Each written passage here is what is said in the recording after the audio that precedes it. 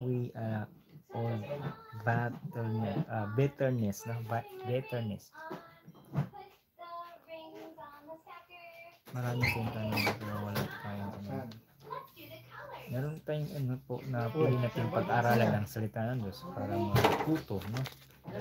We ask to the Lord na humingi tayo ng gabay sa Kanya para matuto tayo at tulungan tayo upang malaman, alamin, no?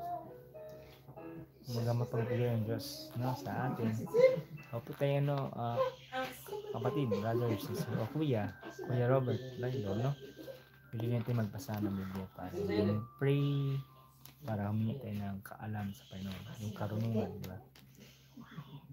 So, sabihin ito is bitterness, rage, and anger, rolling, and the slander along with ever from the malice, and to be kind and compassionate to one another, no? Forgiveness each other versus advice, so controlling anger,